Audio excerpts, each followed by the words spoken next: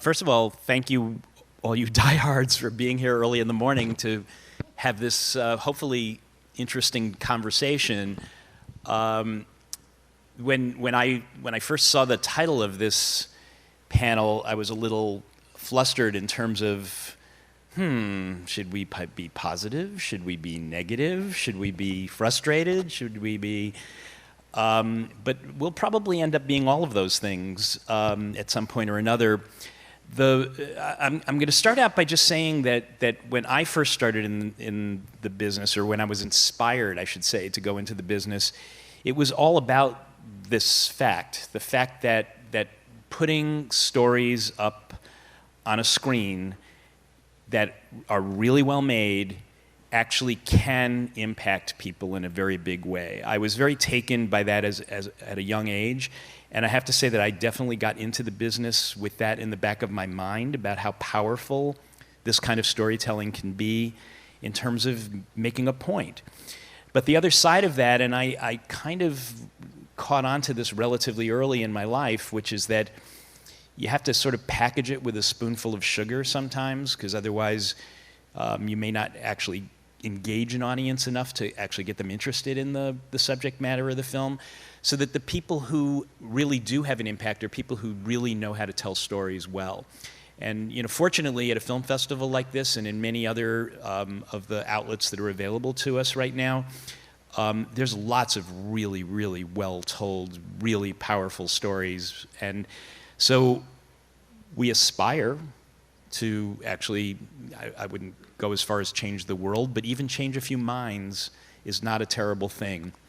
So I want to kick this thing off by sort of going down the line. We'll start at the end and come back this way. But if you can tell us, just for orientation purposes, tell us a little bit about yourself and then about your film, so that they know, so that the audience knows where we're all coming from.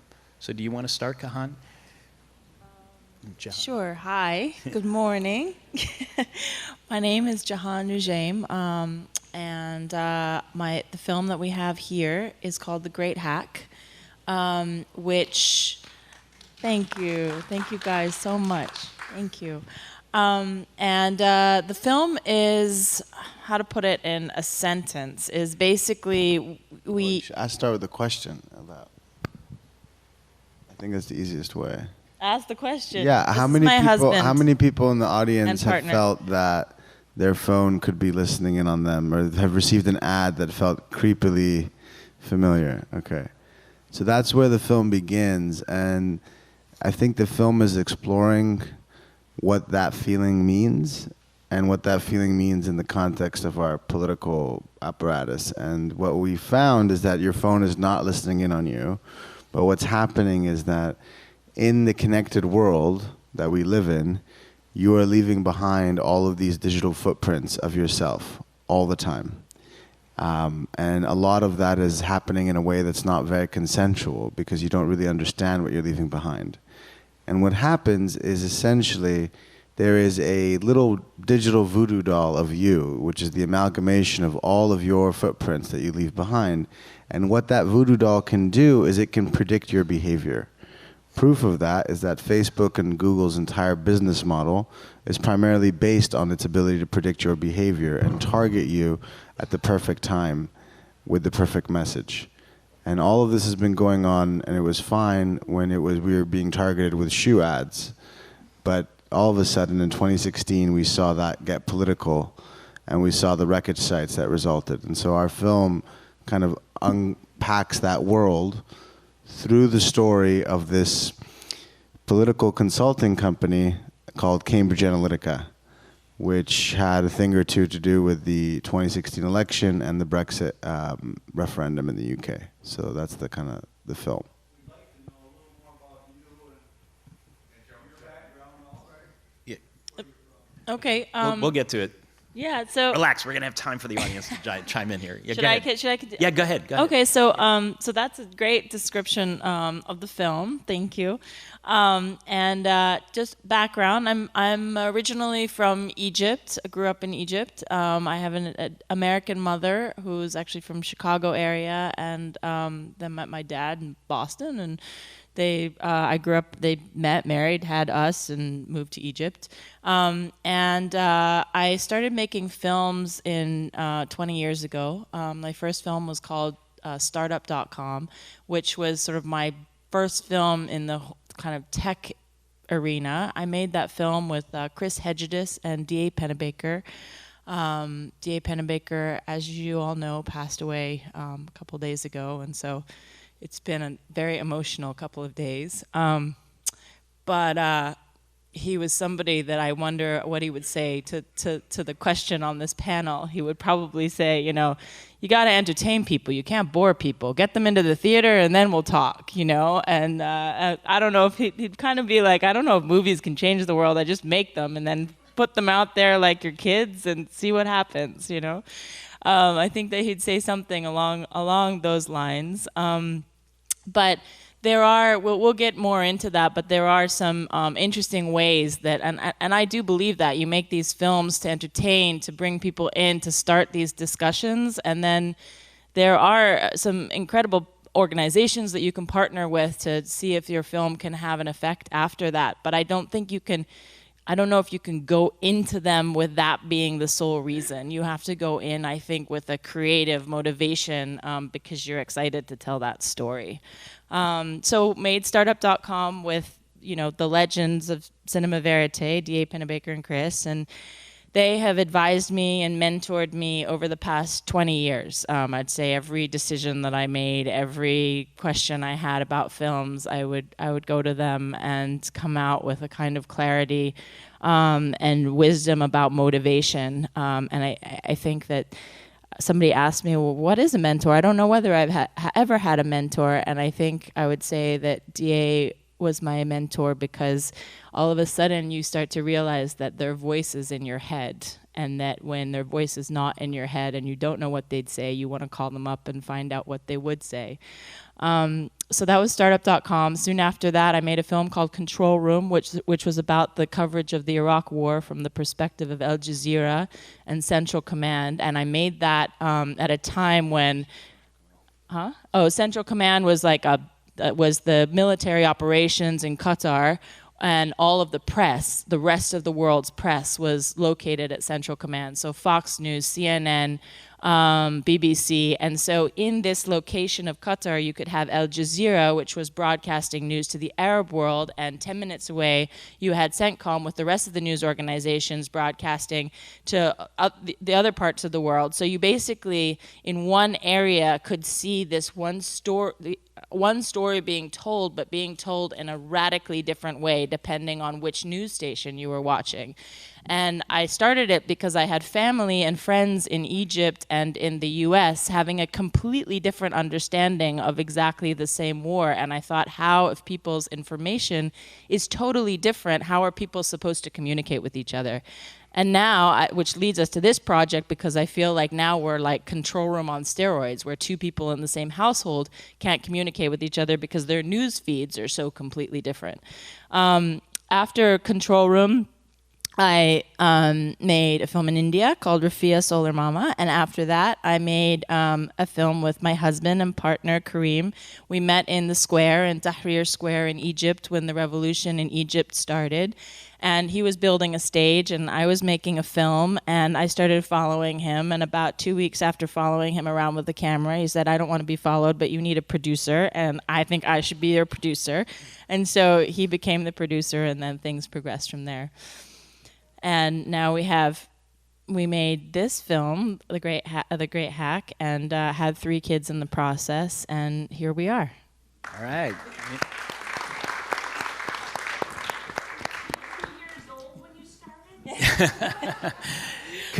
I was 23 when I met Pennebaker and Chris.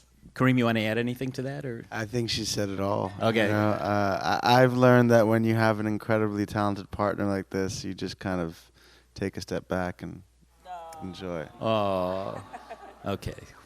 Well, so we didn't realize that wonderful collaborative marriages was going to be the subject of the panel, but all right, Christina, do you want to tell us a little bit about yourself in the movie? Yeah, sure. Hi.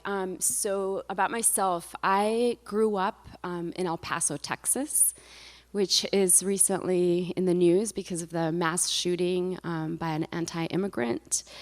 So my thoughts and prayers are with all the folks over there. Luckily, my family is fine. But you know, growing up there, crossing back and forth between Mexico and the U.S. was very easy for me. I would just, you know, go visit my abuela in Juarez and then come back with her leftovers to eat in El Paso. And I would look over at other folks who were crossing, and sometimes it wasn't so easy for them to cross. And a lot of times they looked just like me. And it really impacted me growing up, and it's something that stayed with me and I think really informed my filmmaking.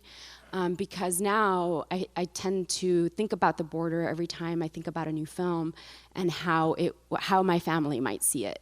And a lot of the work that I've been doing has been in the documentary space, and it's been about Latino issues, border issues, but really it's about art, you know, or about spectacle. You know, there's life. It's about a human story, and that's really what I hope transcends just, you know, these very specific cultural questions. But you know, growing up, crossing back and forth, I also would hear stories from my undocumented father, who now is fine, but when he was young, he had a very shadowy existence in the United States. And when I met these young radical undocumented activists who were his age, when, you know, and undocumented at the same time, they were so different from what my father described growing up. They were so radical and in your face and really ready to expose themselves at great risk and really expose the abuses of the immigration system. And I was really moved by them. And so we, along with my filmmaking partner, who's mostly a fiction filmmaker, and also my husband, by the way, we collaborated. So we created this film that's a bit of a hybrid. It's a bit of an experiment between documentary, where we follow these infiltrators who want to stop deportations, and then some scripted scenes, because we go inside of a detention center and we can't really see that. And I'll let Darren explain what the film is about, so that you can. I'm making this film with Darren as well. You didn't think you were going to get off easy, did you? Oh, no.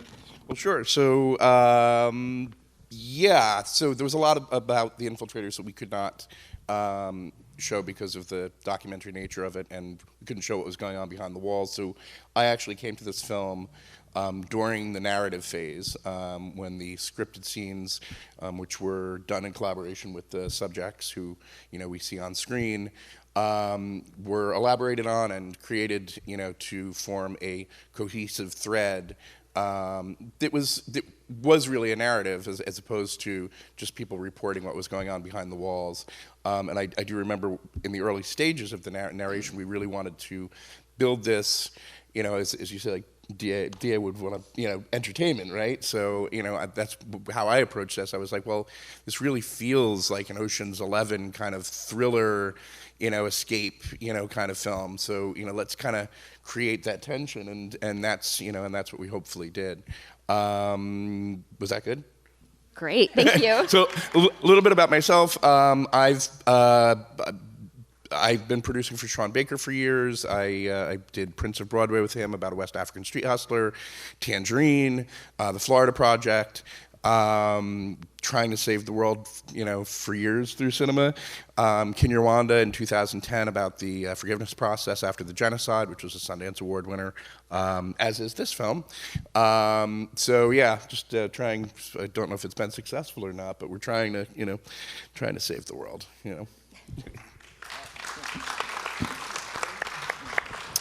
Laj? Hi, I'm Laj Sarkey. I grew up in Traverse City as a latter half of my youth.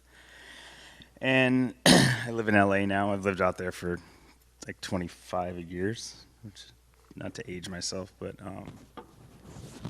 I was like, I thought I was supposed to be in California as like a young person, very young person on a skateboard. So that was the goal, and I ended up out there, but I had no goals of making movies or anything like that as a child or as a high schooler or as like even in college. I thought you had to be a doctor, a lawyer, or engineer to be successful and like get out of, I don't know, Michigan. Not that there's anything wrong with it. I love Michigan. I have so much family that still lives here, and it's really cool to come back here for that. And I've seen a ton of friends, but even like back in the 8th, 9th grade skate rat days, I've seen those guys, and it's really cool. But I kind of took a long route. I was in my 20s. I started to do some acting stuff, and then that kind of, it made its way into like I didn't want to wait for somebody to tell me if I could get a job or not. So I started to make movies and made them very small, and I've made probably 10, 11 independent films, all with smaller budgets, like under $500,000 small. And this is the first, I would say, bigger film. I think they're all big films because they're all really hard to make, and I'm a huge fan of Sean Baker, and so we're gonna talk after this. But I don't know. I've made a bunch of different stuff. I've done some doc stuff. I've done narrative features of short films, music videos, kind of a little bit of everything. I write, direct, and produce. This movie, Peanut Butter Falcon, that I'm working on, I produced. I met the Filmmakers at a festival almost 5 years ago. So if you're ever wondering if you should go to a festival, they're actually from the same neighborhood as me in LA, but I met them in North Carolina. And if I didn't take my short there with their short, I wouldn't have worked on this movie. So it's I don't know. I'd say yes early on to everything, and now I say no a little more than I used to, but still, it's like, but it's a very unique project. It stars a young man with Down syndrome, the Peanut Butter Falcon. Did I say that already? Yeah, it stars a young man with Down syndrome who runs away from a retirement home he's being kept at, because I think in real life they keep people with Down syndrome at retirement homes because it's inexpensive and it's a way to take care of them as if they need to be taken care of. And so he escapes this retirement home. He wants to be a pro wrestler. He's looking for this wrestling camp of the saltwater redneck, and he ends up running into this crab fisherman who's basically burnt his life down, that's played by Shia LaBeouf, and they go on this Mark Twain adventure through the Outer Banks of North Carolina looking for this wrestling school. And they're being chased by this Eleanor character who's from the retirement home, who's played by Dakota Johnson. And it's a really cool, heartfelt, has a ton of heart, and just a real narrative that's not about a guy with Down syndrome, but it happens to star somebody with Down syndrome, which has not really been done, I don't think, in this kind of a magnitude, like surrounded by real movie stars, but holding his own, really well. And you'll see if it plays tomorrow at 3:00. If you're going, I suggest you go. If you're not, oh, today. It's today. Thanks. I would have missed it. No, it is today. Thank you. No, I wouldn't have. This whole 3 days has been really quick, but yeah, I don't know. It's been almost 5 years since I met the directors, and it's always a long road, but it feels really fast, and I continue to do a bunch of other stuff at the same time. But this movie changed kind of the trajectory of what I want to do and how I want to approach even my own life and what I want to focus on, and just like the meaning of it all. And it's a really cool thing. And Zach Gottsagen is the star of it, and he's incredible. And I think that kind of sums it up, right? Hopefully I didn't talk too long. Yeah, no. So as you can see, we have a range of films represented here, everything from documentary to a combination of documentary and fictional footage to a fiction film, and yet all of you are dealing with fairly serious issues in them. Clearly motivated by the idea of telling a story of some kind of either social issue or marginal community that needs representation or whatever, which is true for a lot of the filmmakers who are here. And as I said at the beginning, we all aspire to have an impact with our films.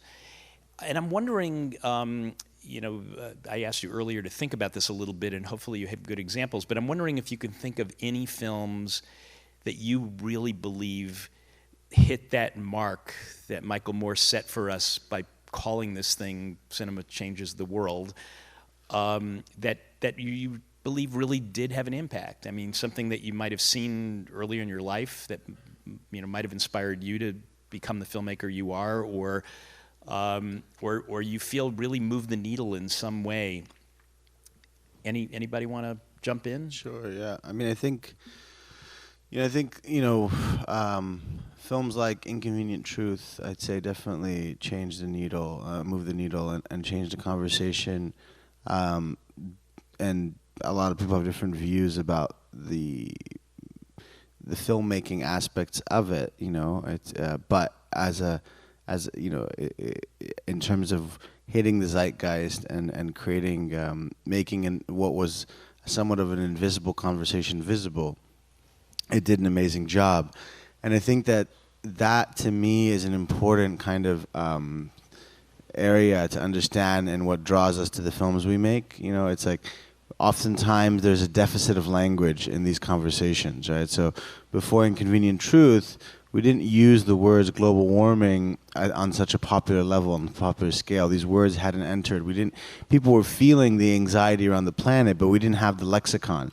And we didn't have the visual images attached to the lexicon that could, traverse all kinds of worlds and allow people to see the wreckage sites of industrialization and its effects on our environment. And to me, that was, in making the film that we made now, The Great Hack, it was definitely something we looked up to, because we felt a similar way. Here we were, all these people in the connected world, we were starting to feel this anxiety.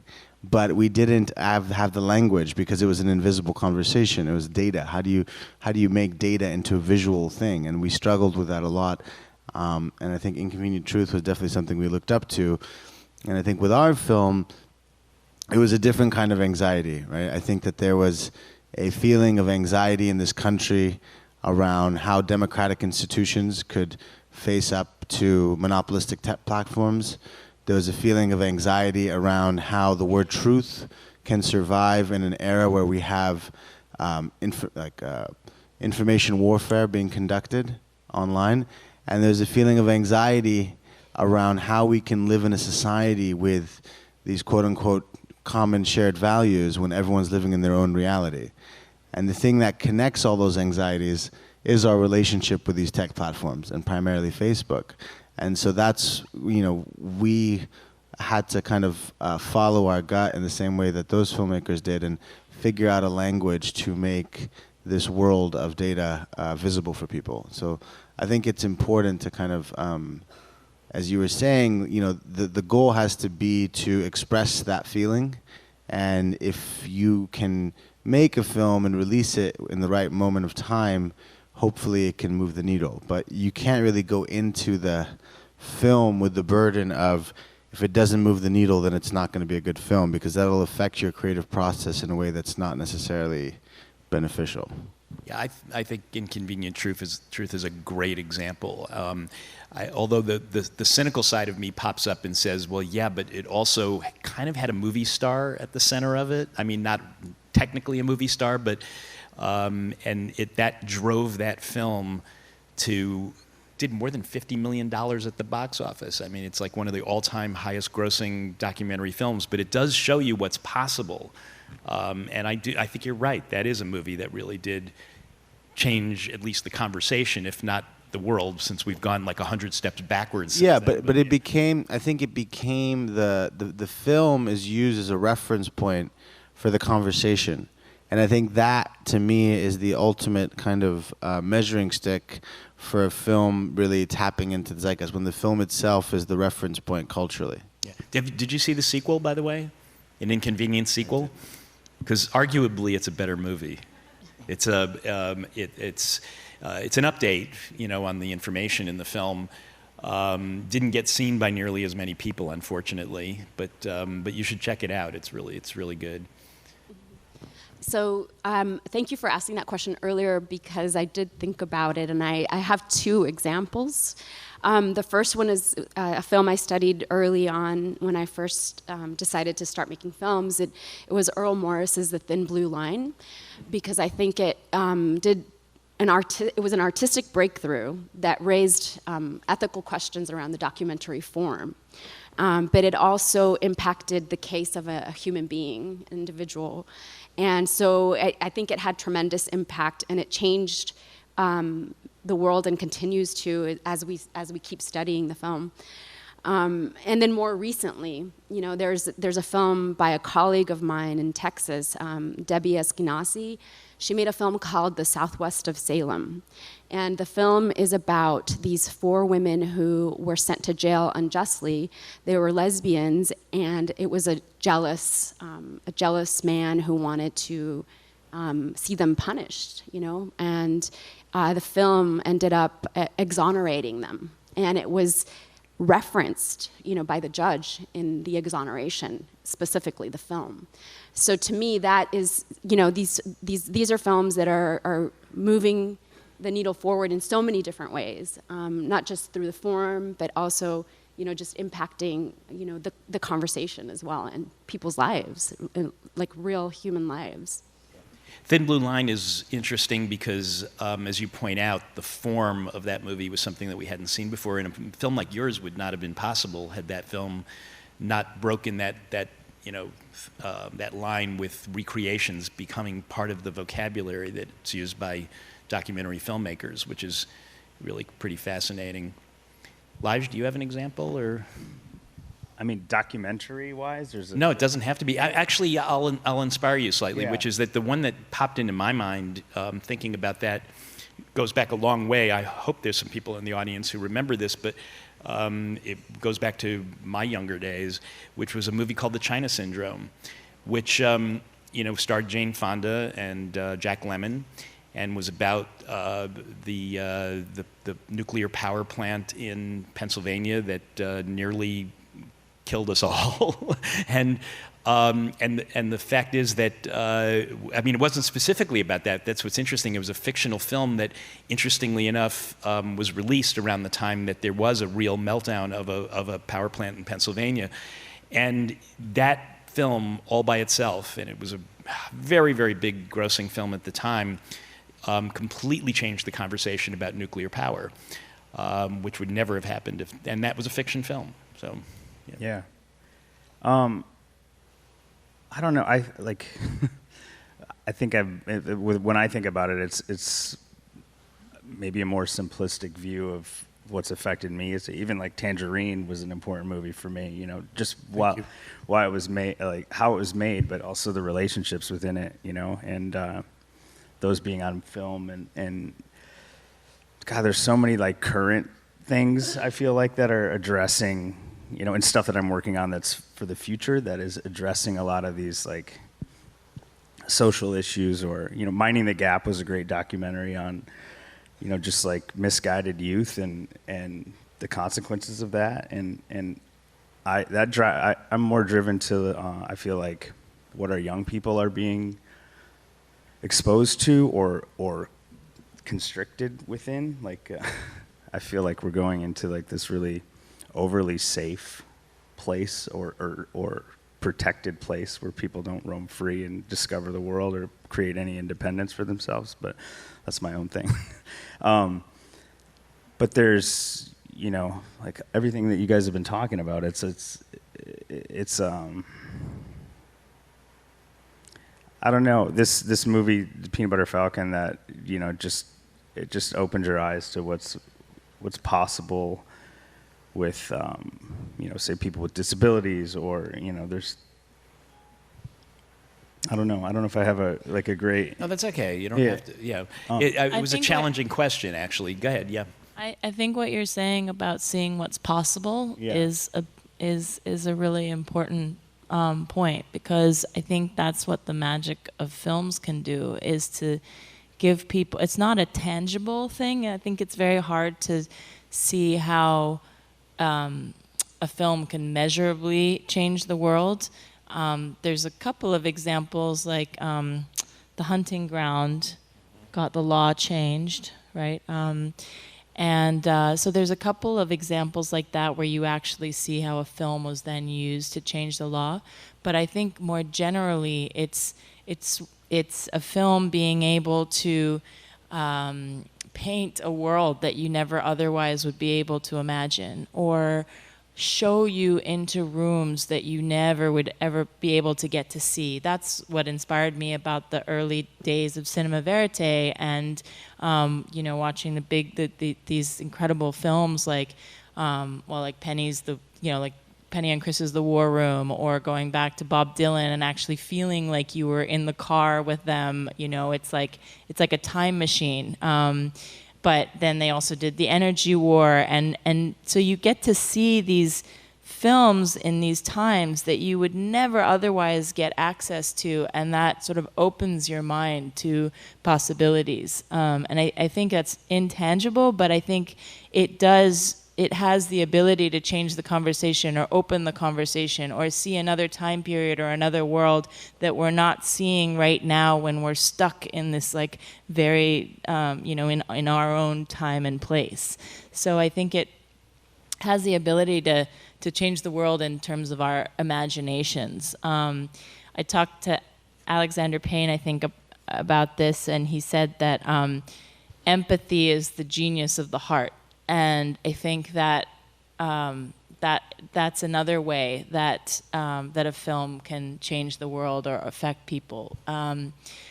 In Control Room, for example, we had a military press officer who spoke about the pain that he felt seeing these dead American soldiers, and how he couldn't eat dinner and he was repulsed. And then that evening, he saw these dead Iraqi children, and he sort of went on with his life because he'd been so used to seeing this. And then he took a pause and he said, that just made me feel absolutely devastated about myself, that I would have, such pain at seeing my own dead, and then I didn't feel that same pain in the same way seeing somebody that I had othered. And when we showed that scene to people across the Middle East, there was an openness because he showed empathy towards the other side. It opened people's hearts and opened the conversation in a way that was unbelievable. And I think that's what films have the ability to do. They may not change the world, but the people that watch them have the ability to change the world. And so it opens people up to be able to do that. Yep. Well, when I first heard the question backstage, I was thinking documentary as well. And so first one that came to mind was Inconvenient Truth. But obviously there's a lot, on personal levels, like people being exonerated, Paradise Lost, and certainly things like Columbine, open up dialects and conversations, and that's where all of this really starts. But for me, on that documentary side, because I'm rooted so much in reality and social realism and things like that, something like I love Grey Gardens, and I think that it's certainly not a film that's going to, that changes the world, but for me it opens up a conversation about responsibility and access, and what is our responsibility not only to ourselves as filmmakers, but to our subjects. Where do we draw the line between reality and fiction? I have a wife that works in mental health, and it's a very uncomfortable film to watch, and you wonder, should they have stepped away from that? Should things have been different, rather than just allowing mental illness to just kind of perpetuate throughout the film? So I do feel that the conversation starter is really the vital part of of filmmaking. Getting people to think about what their responsibilities are as an audience is vital to a film's life. And I think that we should always ask those questions. Yeah, Roger Ebert, the late great critic, was the one who coined the term that movies are empathy machines, and that I think is part of the guiding force for all of us who make movies is understanding that, you know, we can affect people in the way that you were describing. I have to say, though, that one of the criticisms that's been leveled at those of us who try to make movies that will move the needle, to use that expression again, is that we're, for the most part, with the rare exception of a movie that just goes through the roof and does huge box office or whatever, that we're essentially preaching to the converted. We're not, and by the way, you know, your movie, The Big Hack, probably makes this point really well.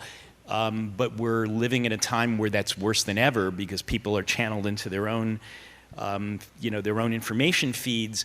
So, you know, I wonder if you all feel that impact in terms of not being able to reach people who might have their minds changed, or whether you're just reinforcing the, you know, the feelings of the people who are willing to tune in, the rare people who are here at 9 o'clock in the morning on a Sunday, or who actually choose to go see documentaries in movie theaters, or who, when they're tuning into their Netflix queues, actually choose to see a documentary as opposed to some, you know, comedy of some sort or whatever. Yeah. I just was going to add to the, like, I saw When They See Us recently, and it's just, it seems like there's, in documentary-wise, there's people are making beautiful documentaries, and that's not a documentary so much as like a, I guess it goes with the narrative thing in Chernobyl too. It just like uncovering some corruption seems to be like a thing that happens much more often or more free than it used to, which is really cool because I think it gives us an opportunity to uncover it more currently now instead of having it to be 20 years later or. Yeah, that's, I don't know. I wanted to add that. Well, I mean, I think it's, you know, I think it's an important question you ask of like, what's your objective? What's your agenda? How do you frame it all and still make a compelling film?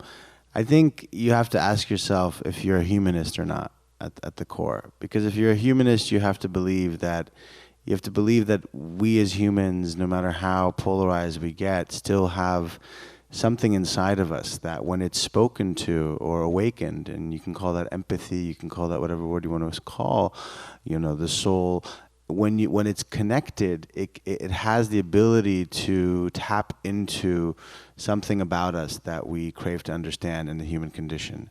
And these things are often things that we don't really have measurable understandings of, things like love, things like pain, things like remorse. And I think films have the ability to transcend that and open people up in ways and allow people to connect with people that they never would have related to or seen before, or allow people to be observers to moments in history that they may not have realized have affected their lives, or allow people to go on journeys with people who are seeking redemption, or people who are getting out of a complicated situation, or people who are speaking truth to power. And I think that's why, for us, we always try to make films that, you know, even though they're documentaries, are very character-driven and are focused on a character on a journey that can embody a moment in time and that can unpack something for us to all understand. And that even in this film, which we made, The Great Hack, which is about this very complicated digital space of, we still focused it on 3 characters because you need to be on a journey with someone. You need to feel another human's expression of this. I think, you know, focusing on characters is an important way that as a filmmaker, and especially as a documentary filmmaker, you make something that can transcend and that can stand the test of time. Because as Jahan says, it's what's true to that person in that moment in time, and your ability to capture it is I think all you have to be responsible for. And in terms of people not seeing it, you know, I think I just think we have to, yes, you want your film to be received by the large amount of people, but at the same time, you can't start changing your storylines simply because you're worried about people seeing it. I think you have to stick to what you think is important and you have to bring compassion with your filmmaking and not other people in the filmmaking process. In terms of people seeing it, I have another. Excuse me if I've got a lot of Pennybaker stories, but I'll give one here where when I first met Chris and Penny, and they're legends, and I went to their brownstone on the Upper West Side in New York, and he said, well, let me show you one of my favorite films. And he goes onto his shelf, and there's probably 150 films lining these shelves that he's made. And he pulls down this little film. It's called Victoria, and he puts it in, and it's about a singer. And I watch it. It's a beautiful film. But then I said to him, I'm so embarrassed, and I'm so sorry. I've never heard of it before. And he said, oh, no worries. No, not many people have seen it. It's never actually gotten out there, but that doesn't make it any less one of my favorite films. Half of these films nobody has seen. Of course, many of his films, many people have seen. But I'm not saying that you should make films and never get them out there, but I am saying that as an artist, it totally opens you up to really being driven by what's important, which is what surprises you, what intrigues you, what makes you question things. And that's actually, I think, the spirit with which one should follow a story. Because if you're not surprised, if you're not blown away or taken into rooms that you'd never see otherwise, or feel like you're learning something, then an audience is not going to feel like they're learning something. So I think that gave a great lesson, and kind of, you don't start a film thinking, what subject am I gonna do that millions and millions of people are gonna want to see. I think also just on that, with our recent experience, you make these films, and both The Square and The Great Hack are about stories that are unfolding. They don't have a clear ending to them, right? Like the situation. And right now with the Mueller investigation that just ended, and when Mueller was testifying a few weeks ago, and was talking about Russian interference in the U.S. election, and was talking about Cambridge Analytica, the thing that those two things have in common is Facebook. Facebook has become a crime scene, right? And we kind of boldly show that in the movie. Now, a year ago, saying that would have sounded really weird, because Facebook hadn't been fined $5 billion yet. The media position on Facebook hadn't really shifted. And for us to come out with that a year ago would have felt very kind of outlandish by some and made people uncomfortable. But we felt that because we were ahead of the curve, not because we're smart, but because we're making this film, so we're in the trenches of these conversations. And so you have to take your stand and say, even if this is not popular, I'm betting on the arc of history. I'm betting that in a year from now, actually, things will be moving and people will be seeing Facebook as a crime scene. And we did that, and it was, made some people uncomfortable, but it worked. And with our luck, the same week of our film's release, that same exact week is when the FTC fined Facebook $5 billion. So I think you have to stick to your guns, you know what I mean? And I think the way that you're able to do that is by kind of immersing yourself in these types of worlds and stories. Now, Facebook was fined $5 billion, but their stock price went up and they actually made money, but that's for another conversation. Yeah. Christina, I think you were about to say something a minute ago. Yeah, I mean, I love your question because it's a constant negotiation, As right now, it just seems like the Latino community is under attack and trying to be silenced.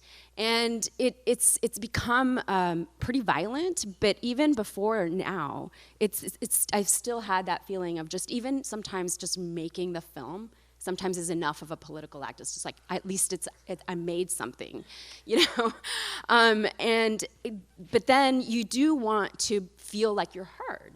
And so then the question becomes, how can I reach across that bridge? How can I bring in people that maybe would never care about these characters or these protagonists? So it is a constant negotiation of how do you frame the story without losing that specificity of character, that specificity of place. And sometimes when you dig into those specifics, that's when the humanity comes out. But it's something that I had to really learn. And I think that it's just this idea of, you want to entertain, you want to frame a story in a certain way, but you still want to talk about stereotype. You still want to change somebody's mind about what the role that somebody plays in society. And it's a constant negotiation. I can't say it's as simple as, for me, as, I'm just gonna do what I wanna do and that's it.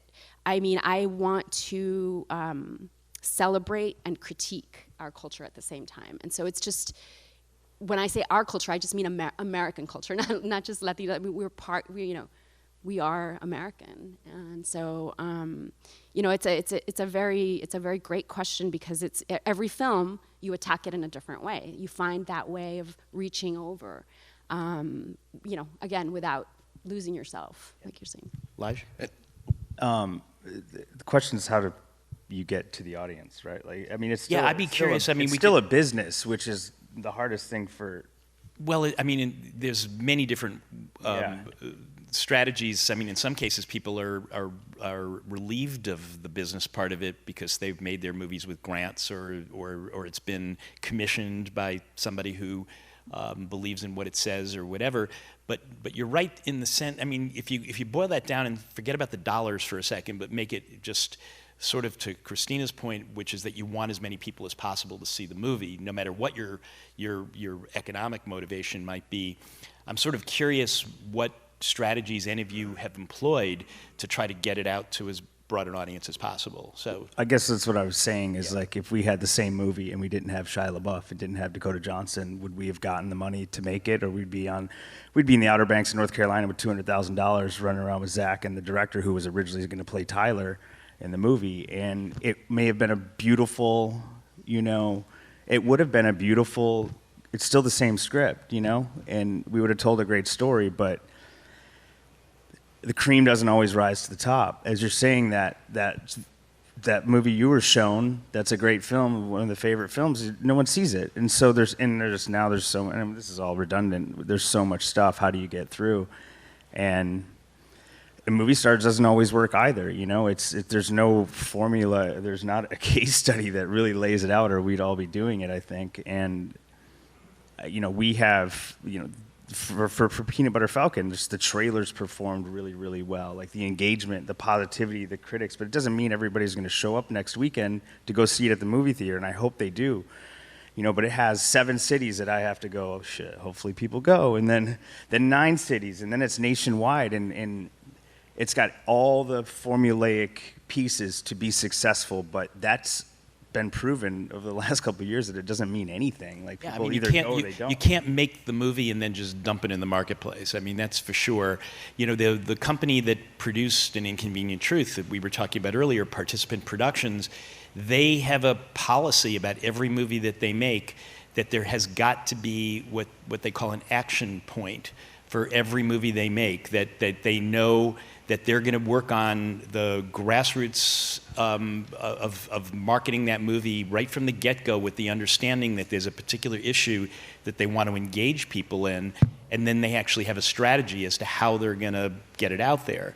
So do you all have things like that going on for your movies, or? Yeah, I mean, our strategy is that the American democratic system is broken, and people have to wake up to that. That's pretty much our strategy. It's like, if you care about democracy, you need to do something about it, because you cannot live in a democracy if civil discourse fails to function. And currently, civil discourse does not exist in this country in a healthy way.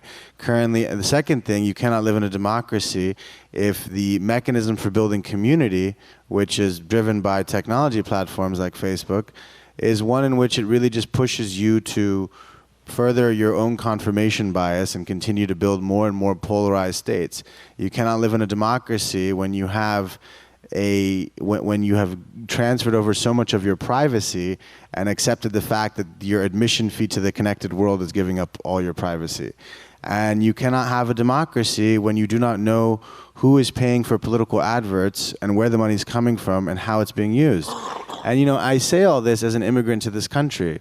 And in making this film, sometimes I was like, do I have the right to make this movie? Because all my previous films were about mostly Middle Eastern related things. But I think that I have every right to make this movie and to challenge the American democracy to wake up, because I care about this democracy. This democracy offers me refuge and safe harbor, as it has for so many immigrants who've come to these shores. You know, in my country where I was born, in Egypt, we don't have that. We have a fragile society. I've seen that democracy is not a God-given right, and I've seen how quickly fragility can take over a society and take it into chaos. And I'm here to say that America needs to realize that democracy is not a God-given right, and you have to fight for it. And if that's not enough of a message to get people to watch this movie, then that's on them. That's my position. But here's, I mean, first of all, yes. But it sounds like your strategy is to just be a really articulate spokesperson. My strategy is to go everywhere and bang a pan and wake people up and get everybody to do that. And if you want to make a movie, you have to be obsessed. If you are not obsessed, you will not succeed. That's just what it comes down to. It doesn't matter what the issue is. You have to be possessed. And you as the filmmaker cannot be waiting for any distributor. Even we have Netflix, who's amazing. They can drop the movie in 190 countries at the same time.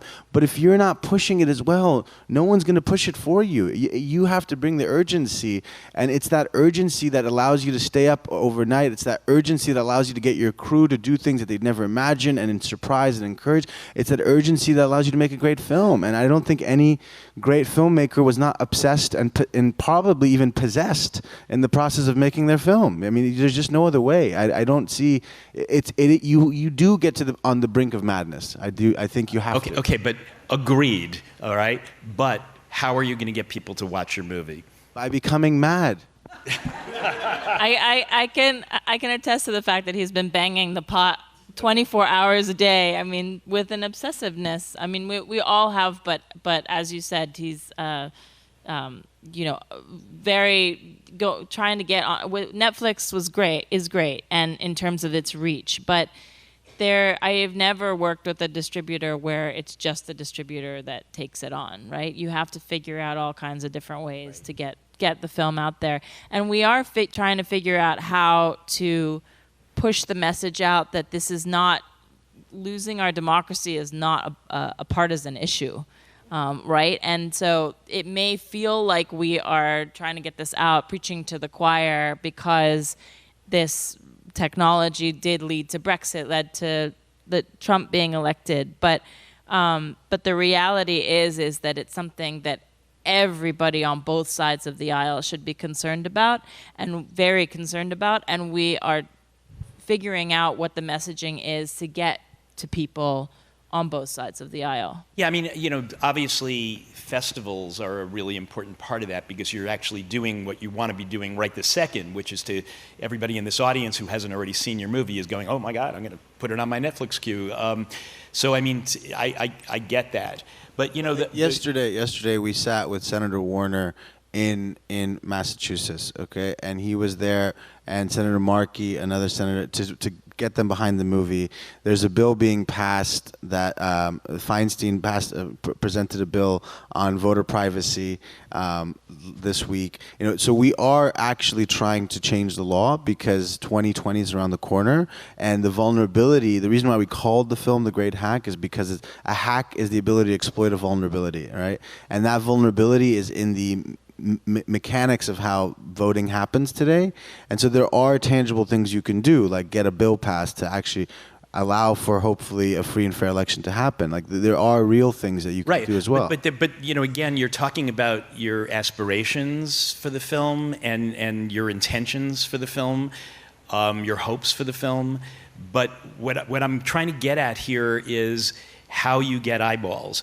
And the thing is that, I mean, I had a conversation, there's a Netflix person in the audience somewhere, but I had a conversation with her before we started, and I asked the simple question, there's so much content on Netflix. How do you get people to actually watch your movie, right? And the answer, which I think is the truthful answer, is that we have this algorithm, and we suggest things to people based on other things that they've watched. But isn't that just another form of preaching to the converted? I mean, so I just, let me turn the conversation to these guys. I mean, are you doing specific things to reach out to the audience for your film, or? You know, so what we did with the film, The Infiltrators, is we made a heist movie. So it's a genre movie, but it's a heist in reverse. How do you break into jail as opposed to breaking out of jail? And we connected with Darren, you know, so that was another strategy that we used to try to like get as many eyeballs. But the thing is that sometimes, I mean, maybe it was, I think it was successful, and I think maybe it was successful to a fault, because now Claudio, one of the protagonists in the film, he is the father who the infiltrators go in to rescue. He has been targeted by the government. Many immigration activists, undocumented immigration activists, are being targeted for deportation. And unfortunately, Claudio is a result of that. He was deported. And so I think that when we're speaking about a democracy, this is another way that it's under attack. You know, I think this implicates all of us. When we cannot speak out, it's really damaging to our ability to have free speech. You know, he was deported for being outspoken, but in the, you know, I don't know, we got the attention of the wrong people maybe, you know, but there's a fight to bring him back. So we're still using the film to try to bring him back. And that question of how do you bring in more audiences, you know, this is what we're going to test. You know, we're going to take the film out and see if this experiment works, you know, on many people, so that we can, you know, stop this targeting that's happening. Yeah, and it's certainly fascinating that the negative aspect of, you know, the negative result, you know, of the film, of Claudio being, you know, deported, is the thing that has, you know, gotten us the most attention, which is, I mean, just fascinating and depressing, and, you know, a wide range of emotions when we're talking about trying to save the world. Yeah, I mean, sometimes it's all about just making noise, right? And I admire all the passion here. I mean, it's like I'm not trying to be cynical about it, but I do think that you know, that or put another way, which is that the challenging question about cinema changing the world, maybe the idea here is that in some cases, preaching to the converted can actually be a really positive thing, because if you get people angry enough and motivated enough, then they will get out and help to complete the job, you know, to help to complete getting the word out on it. So, yeah, let's give Elijah a chance. You know, I think it goes back to business a little bit, because we have to have financial support in order to get out there and to talk to people and go to festivals and do word of mouth screenings around the country, and somebody's got to pay for all that. And that's a different question, but assuming you have finances to take a risk, you know, when we were at South by Southwest, we premiered there, and the first screening was, you know, sold out, but it wasn't the energy, you know, people didn't know about it yet. You can write about whatever you want, you know, but people still didn't know what it was. You know, it stars somebody with Down. This is a movie about a guy with Down syndrome. This is a narrative, you know, adventure, family belonging story that just stars a guy with Down syndrome. And after that first screening, we had our second screening, and the second screening had so many people from the first screening that had brought their friends, you know, that were repeat watchers. And I'm hoping that this is one of the, you know, the word of mouth things. Because word of mouth is like the strongest. Your friend tells you something, I'm going to listen to that 100 times more than I'm going to read something. And you know, because it's so manipulated at this point, and like super manipulated and geo-targeted and everything else. But, you know, your friend tells you something. And that's been huge for us with this movie in general. And we have a ton of support from the Special Olympics and, you know, Best Buddies and all the, you know, a lot of disability places. But at the same time, your movie star support, I don't know how far that goes, but you know, the directors are touring all the cities that we're going to, doing word of mouth screenings, talking to people like you guys, and it's just you see the engagement on social media go up in such a positive way, but in a numbers way that you can look at and see that it's just different than other films that you compare it to. And you know, like Tyler, one of the directors, he goes on social media and talks to every single person that makes a comment, and it shows. Like, it really, people love to be talked. Like, if, I don't know, I imagine myself in that position. When I was, you know, 5 years ago, if you were talking to me on social media, I'd be like stoked, and I'd be going to see the movie for sure, you know. And I think there's a personal thing that we are so lost with today that if you can make a personal connection with people and look them in the eyes and say, hey, come see the movie, it really is, it's a great movie, and tell them a little bit about it. And yeah, it's like having your squad of friends at home that support you. You can just do that nationally, but you have to have support, and we have great financiers. Armory Films are been incredible, and Roadside's been great.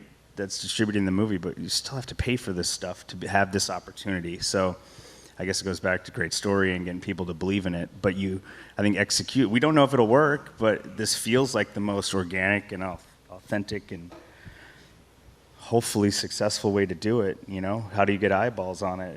No, it's a great argument for why film festivals are so important, because it's an opportunity to engage with the audience directly. I've never seen a screening at a festival like this where it doesn't end, if the filmmakers are there, where it doesn't end with somebody in the audience saying, you know, wow, how do we get more people to see this movie? And the answer comes from the stage and says, well, tell all your friends about it. That word of mouth is really powerful. Yeah, as soon as we did South by, 2 seconds. We won the audience award. We got our distributor, and they said hit every festival you can before it comes out. And they've been, Nantucket, Maui, whatever was this summer, Traverse City. Maui sounds good. Yeah, I didn't go to Maui, but they went to Maui. I came here. This is way better than Maui, Traverse City. But that's it. I mean, festivals are huge, Too bad we didn't have a year to hit festivals, but quick 3 months. Kareem, you've been sorry. Well, I was just gonna ask you a question with, in terms of what do you think actually changes the world, right? Because I think to answer your question of can films change the world, we have to ask the question first of what actually leads to change in the world. And, I think each of us may have a different answer, but for me, from the experience I've seen in my life, it's a dedicated few. You don't need the whole world to change the world. You need a dedicated few who are willing to go the distance, just to show up every day for these issues. And then once in a while, that dedicated few can inspire the rest of us to step into it. So, I think as long as you are continuing to channel to that dedicated few and allow people to continue to move forward, that's an important thing as well, because no great change has. Most Americans did not participate in the civil rights movement. Most Americans did not participate in the anti-war movements. Most Americans did not participate in the freedom for women's rights movement. That's just the reality. But those things have all changed the American identity and conversation, right? Most Americans have not stood up and tried to stop ICE, right? But there are dedicated few who are showing up and trying to change these things. And I think continuing, for me, I feel a responsibility to use my work and my lens and any attention I can get to spotlight those people who are in the trenches that are allowing for a new possibility for all of us. I want to add one other thing to this, and then I think we should open up for questions before we run out of time. But it goes back to something I said on a panel when we kicked off this film festival, which is that I think you all are doing your job. But I personally feel like we're living in a time when the distributors and the marketers who work in the movie business are not doing their job. I feel like there's a real lack of imagination that in terms of trying to get out to broader audiences and trying to think of other ways of doing things. I think a lot of people have slipped into lanes where this is the way we do things. And it's incredibly frustrating, I know, because sometimes the filmmakers, because they understand what they're trying to do, they've probably tapped already into the organizations that are necessary in order to tell the stories that they want to tell, so that they have that information available, and yet it's not being, the loop is not being closed. So I lay that out, since this will be televised on Interlochen something or other. I lay that out as a challenge to the other part of the infrastructure that's necessary for us to get our stories out there. So let's do some questions before we run out of time. We have a hand that went up real high right there in the middle. Yep.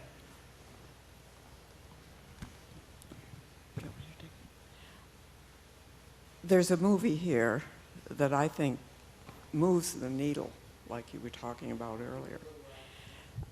Yes, there's a movie here that moves the needle, I think. It was just completed Tuesday nights, being shown 3 times at the festival. And Planet of the Humans by Jeff Gibbs it moves the needle. I think it's going to be a very important film. And it's being shown at 9 o'clock tonight, and I encourage everybody, including the filmmakers, to go see it. That is the definition of word of mouth.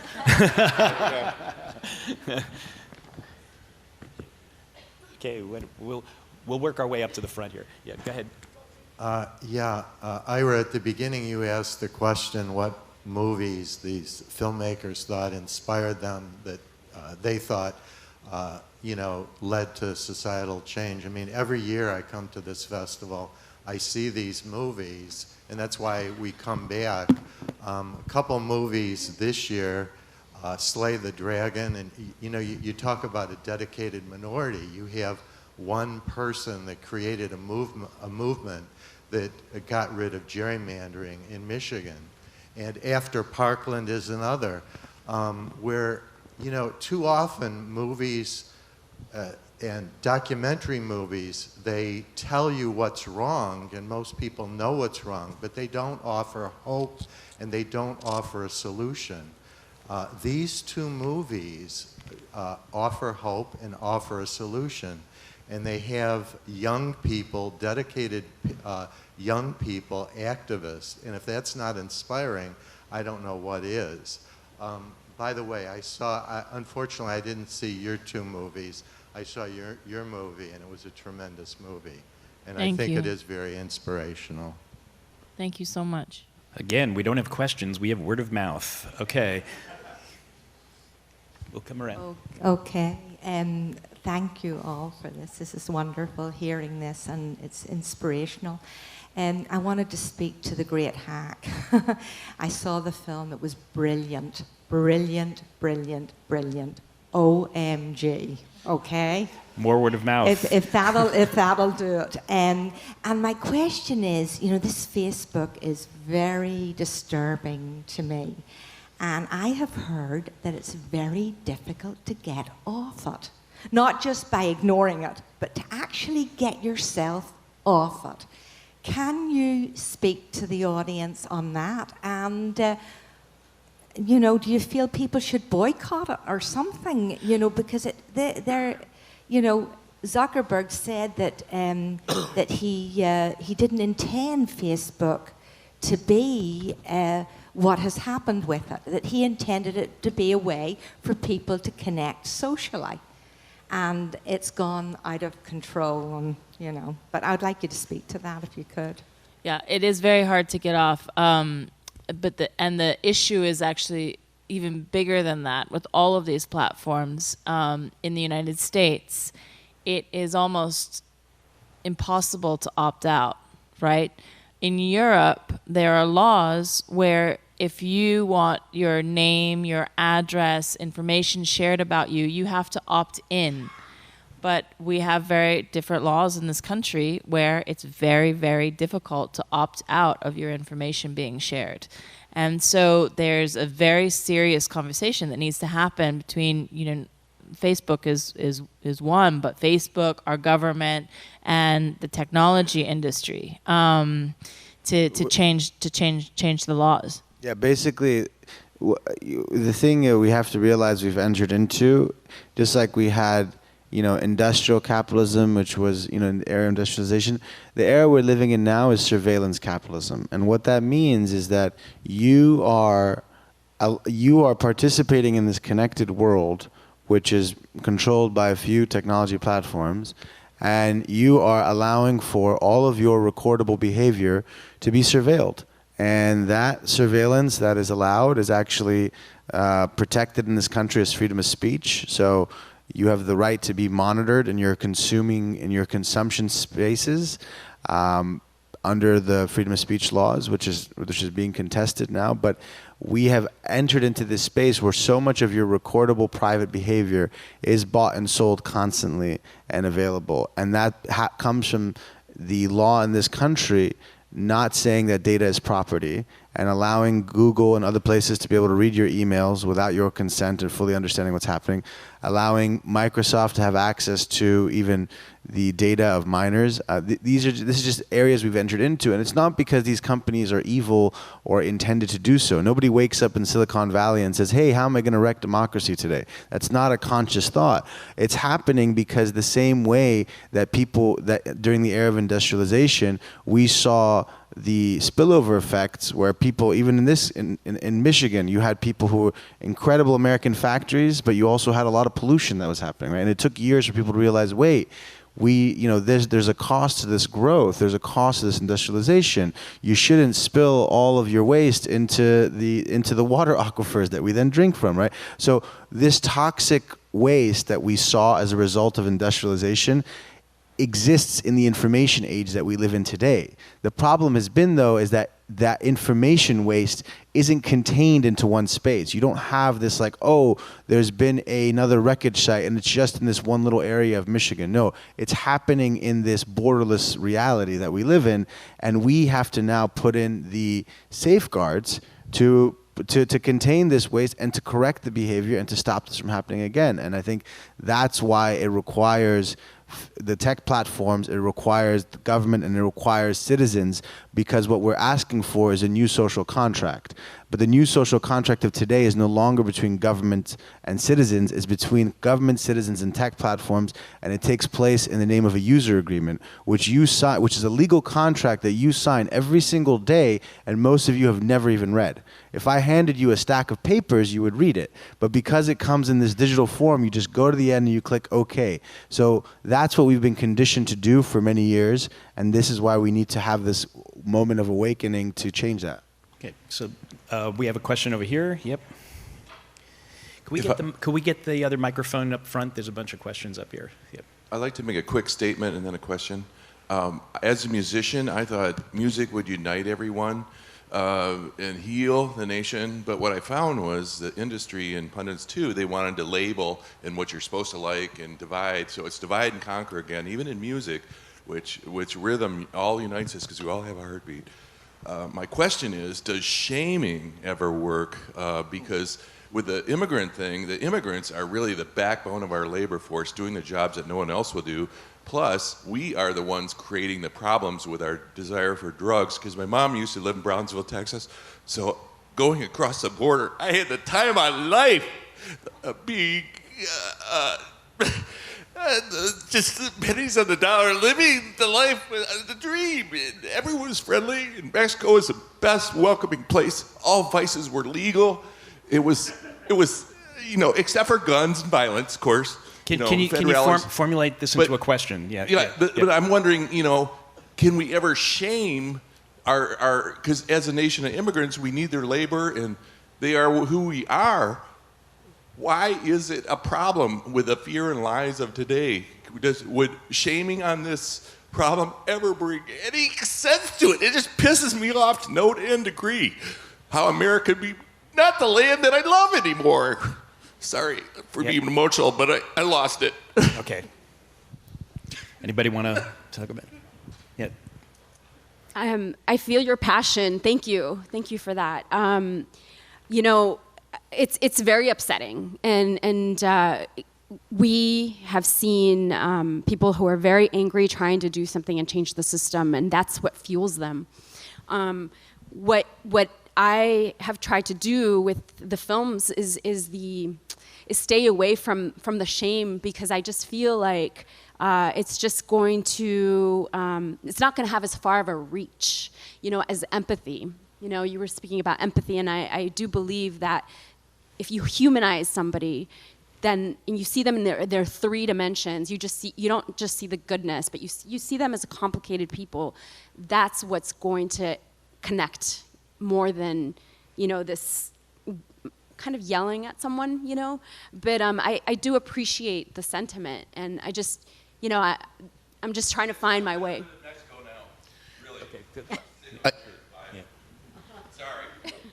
I'd like to counter that, actually, because one of the things I said yesterday during our Q&A is that we as a country are moved to opinion and not to action. When you look on Facebook and you see a picture of somebody's puppy, everybody is like thumbs up and hearts and smileys and whatever. But if you put a post up like, I've got a friend who's doing a Kickstarter campaign, watch those people all disappear. Nobody's going to be giving thumbs up and donating money and stuff like that. When you call people to action, they tend to disappear because it's work. We put this film on the screen. We've done that work, and that really does become up to, individuals who are watching these films to go out and take action and be part of the process. I mean, I think Hitchcock said, until an audience sees my film, it's not complete. Well, until our audiences take action, they're not complete. And so that's not shame, but the bottom line is a lot of this stuff is easy to do. Like with our film in particular, calling a senator's office takes 10 minutes. Writing a letter, signing a petition takes seconds. I mean, if you have, something that's been sent to you. So, so like I said, that's not shame, but to me, it's a little disappointing that we don't take more action, because we always watch these films and go, oh, wow, how did that happen? And, gee, I wish that didn't happen, but people really don't. And it's anyway, that's my response to that. Okay, so we have a question here. Yeah. Yeah, first of all, on The Great Hack, I want to tell you that I overlooked it as we were buying our tickets here for the film festival. And then the day we got here, somebody in one of my Facebook groups said, you have to see this movie. That's why I'm still on Facebook. We're all on Facebook. Right. Ultimate irony. Because we feel like it's a false choice. It's like, do we have to give away all of our privacy to remain connected? Exactly. So, sorry. Exactly. And so I looked at it, I looked at the trailer, and I said, wow. So I told people in my Facebook group, and I've seen it kind of spread out there. I haven't seen it yet. My wife has, and I've forgiven her for that. And some years ago here at Traverse City, there was a film called Terms and Conditions May Apply, which was, it sounds to me like an early version of The Great Hack. The Great Hack is what we've evolved to since then. And I'm saying all of this as a retired technology consultant who, in my career, worked with TRW on their credit bureau, their credit, the origins of the credit reporting system. So I know very much what that problem is. I'm sorry, obviously that wasn't a question. Yep. But I do want to ask this. You mentioned China syndrome, and getting the word out. And I started thinking about popular films that were really sending messages out. From my childhood, I think Dr. Strangelove changed my life. Yes. Good example. Yeah. But there's China Syndrome, there's 9 to 5, even Wall Street. These are very popular movies that put ideas into the public discourse. And I wonder if you could, any of you could comment on that. I think you particularly were talking about how documentaries are stories and need to be stories, right?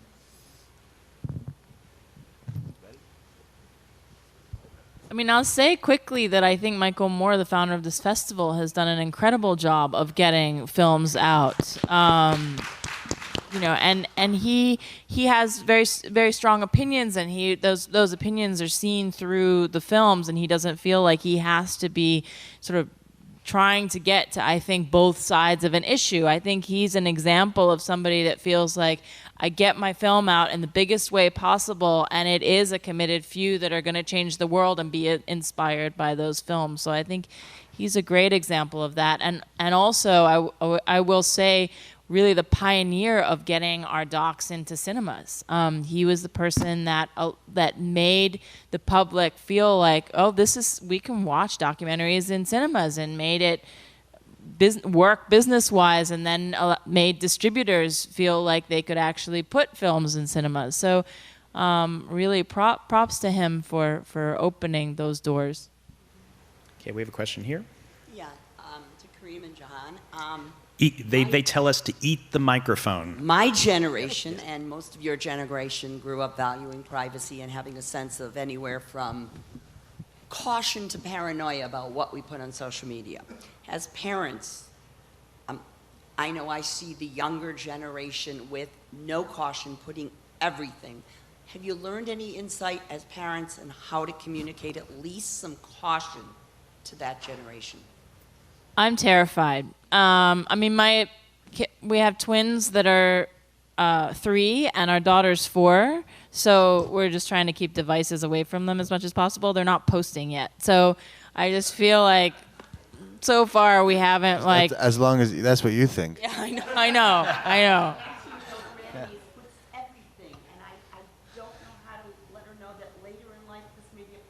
No, it's a huge issue. I mean, you know, in France, in one of the core tenets from the Napoleonic codes that they put into their kind of constitution, is the right to be forgotten, and it's a part of the French kind of civic code, and it's being channeled now to be like, well, what is the right to be forgotten? And in this space where you have these permanent digital footprints, what happens to them, and what happens to them past your life? These are all questions that are important to have. And I think the question is, you know, it's not to shun the tech platforms. It's to say we've needed innovation and technology to expand the capacity of what humans can achieve, and we've always needed technology to do that. But at the same time, we've needed ethics to preserve our humanity. And we shouldn't be forced to choose between the two. That's a false choice, and we should all reject that. And we should all realize that these tech platforms should be serving us. We should not be becoming the commodity, which is what's happened. And we should not be just, you know, be instruments in these things. We should be designing technology to help us, because if we don't, then forget about our divided states of, you know, left, blue, and red. We're entering into a space where human to human isn't what really matters. We're entering into a space very quick. We've entered actually into a space where artificial intelligence is making these choices for us. I think what we have to ask ourselves, and we have to ask your daughter or granddaughter, is, we're moral creatures, and that limitation of morality is what's protected us and limited us as creatures. And we're now being shaped by these amoral algorithms. That is a superstructure that exists all around us that has nothing to do with our humanity, and that we have no reference point to see what happens to a society when it is increasingly shaped by an amoral superstructure, as is what's happening today. So these are all things we need to figure out, and I think that's why you need to tell your congressmen and women and people on the state level, because it's going to be a federal issue in this country, that these conversations about privacy matters, and it can't just be forgotten. It needs to be at the forefront. I think we had a question way in the middle there. Yep. Hi, thank you all.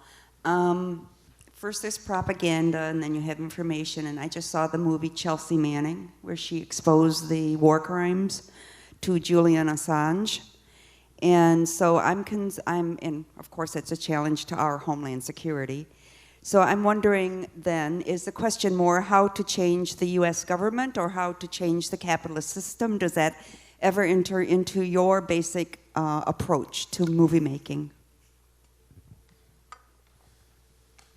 Well, I think that it's important to realize that I don't know how you have an American government if democracy has been commoditized and can be bought and sold. So if you're willing to have your democracy for sale, this is where we end up, and that is what's happened. So yes, the tech issue is important, but we have to go to the structural problem. And as long as you have $1 billion a year election cycle, people are going to exploit it, and that's the problem. So if we don't believe in the sanctity of the democratic process, and we're not willing to protect it from the incredible power of free market capitalism, then we're going to continue to have wreckage sites around our election process, and there's no elected official that can change that. You could bring in angels into Congress and as president, they're not going to be able to withstand the pressure of money in politics. So there's a structural problem in this country on the ground level, and that's why it cannot be seen as partisan. The reaction in this country should be the same reaction as what happens when a national disaster happens. It doesn't matter who caused it.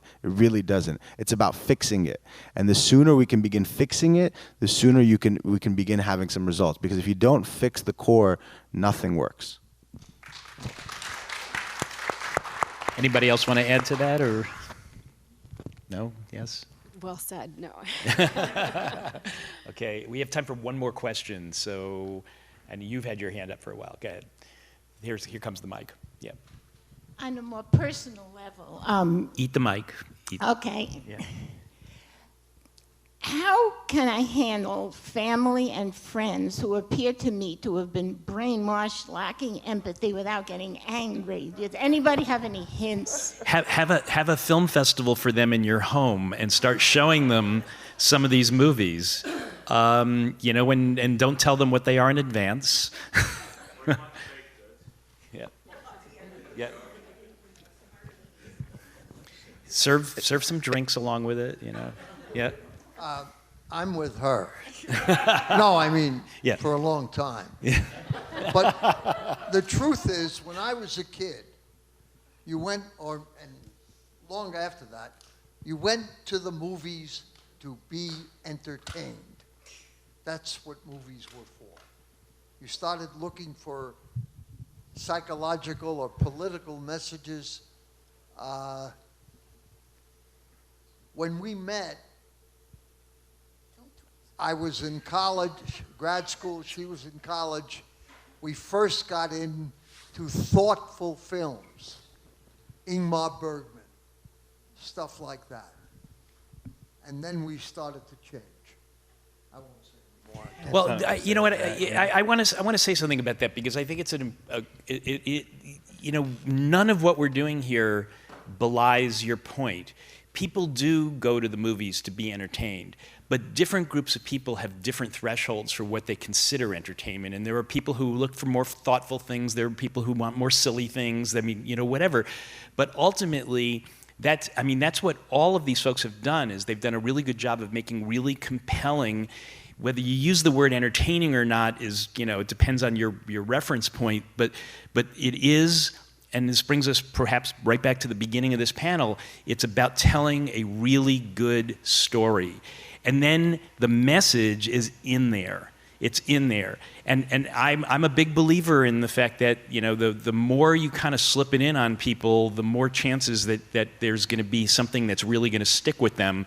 You know, I mean, a couple of years ago we did a panel here that was celebrating the fact that gay marriage had just been legalized.